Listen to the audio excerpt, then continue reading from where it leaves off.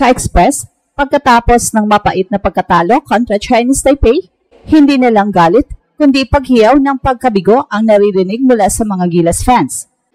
At ngayon, bago pa man magsimula ang laban kontra New Zealand, isang malinaw na mensahe ang ibinabato ng buong bayan. Coaching staff, ayusin na to.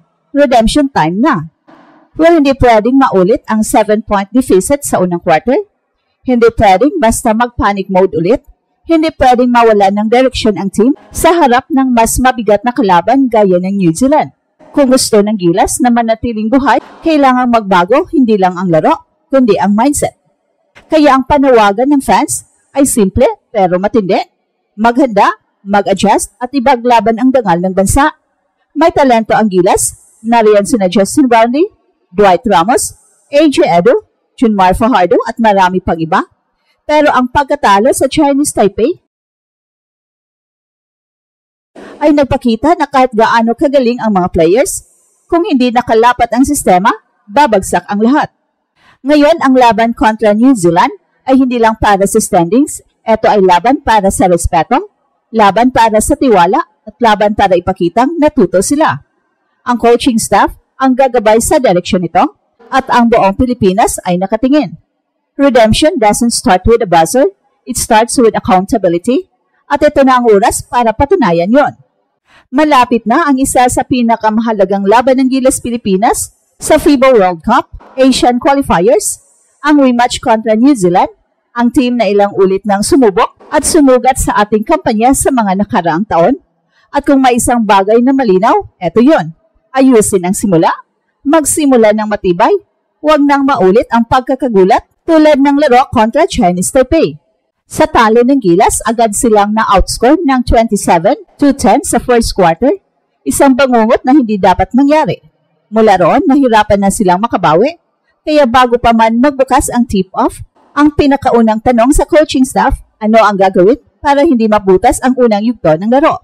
Well, inaasahang magiging agresibo ang New Zealand sa umpisa, malaking katawan, structured na galaw at matinding execution sa set plays ang haharapin ng Gilas.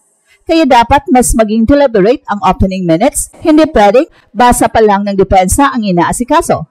Kailangang may attack mindset na agad, dapat i-establish agad si Junmar Fajardo sa poste, bigyan ng rhythm si Justin Brownlee, at i-pressure ang mga guards nila gamit sina Scottie Thompson o Dwight Ramos. At sa opensa, kailangang ilabas agad ang triangle sets, hindi one-on-one plays. Sa depensa, kailangang may communication at physicality mula simula pa lang. Ang zone coverage o hybrid matchups ay pwedeng gamitin kung hindi kaya agad sabayan ang spacing ng New Zealand. At sa first quarter, dapat hindi lang score ang mahalaga, kundi ang unang mensaheng ipapadala ng Gilas, lalaban kami, handa kami, at hindi kami papayag na ulitin ang parehong pagkatalo. Hindi pwedeng hintayin pa ang second half para maghabol, dapat simula pa lang, kita na agad ang pagbabago. Dahil kung maipanalo mo ang unang quarter, minsan doon mo rin nasisimulan ang panalo sa buong laban. Haharapin ng Gilas ang mas malaki at mas disiplinadong New Zealand squad at kailangan nilang harapin ito ng walang Kai Sotto. Sa kabila ng kakulangan sa height at rim protection, nananatili ang tanong, paano mananalo ang Gilas kahit hindi kumpleto ang frontline? Una sa lahat, dapat tanggapin ang realidad, wala tayong 7'3 rim protector na kayang humarap sa mga big men ng New Zealand. So ibig sabihin ang team defense ang magiging sandata, hindi individual matchups. Kailangang i-activate sina AJ Edo at Junmar Fajardo bilang core sa ilalim, pero mas mahalaga ang rotations, help side defense at physicality ng buong limang nasa loob. At ang susi, collective effort sa depensa at smart decision-making sa opensa. Hindi pwedeng magmadali. Sa opensa, kailangan si Justin Brownlee ay makapuntos nang hindi nauubos ang kanyang energy sa early possessions. Ang spacing at ball movement ang dapat magbukas ng tira, hindi force shots. Sina Dwight Ramos, Chris Newsome, Seiji Perez at Calvin Oftana ang kailangang mag-step up bilang support scorers at facilitators. At sa depensa naman, kailangang mas maaga pa lang ay ma-detect ang pick and roll actions ng New Zealand.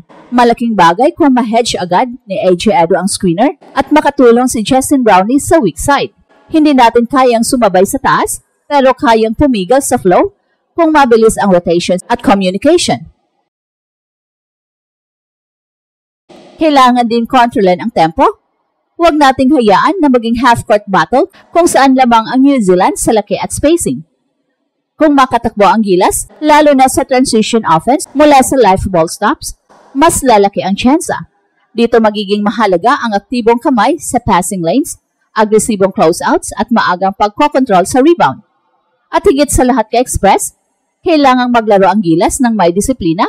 Hindi pwedeng ulit-ulitin ang 16 turnovers na nakuha ng Chinese Taipei. Hindi pwedeng basta tumira sa unang sulyap. Dapat basahin ang opensa, hanapin ang open man at huwag hayaan na maubusan ng shot clock.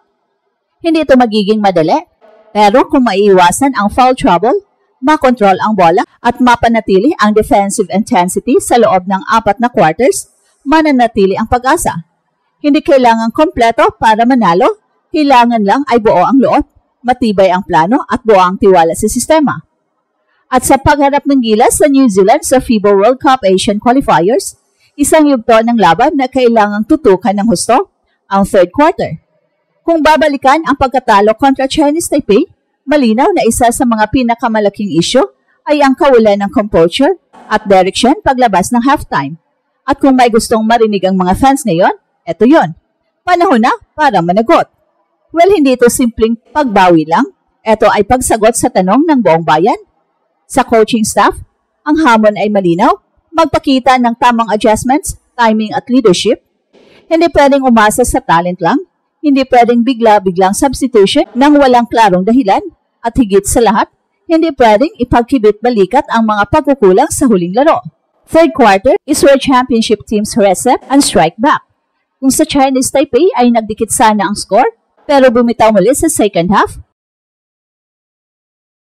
Sa susunod na laban, dapat ay different outcome. Kailangang may plano para sa mismatch coverage, mas maayos na rotation para iwas foul trouble, at mas disciplined na execution sa opensa. At sa mga players naman, oras na para ipakita ang maturity. Si Justin Brownlee ay hindi dapat nag-iisa sa big moments. Kailangan siya ng support scoring mula kina Dwight Ramos, Chris Newsome, Calvin Oftana, at Sergio Perez.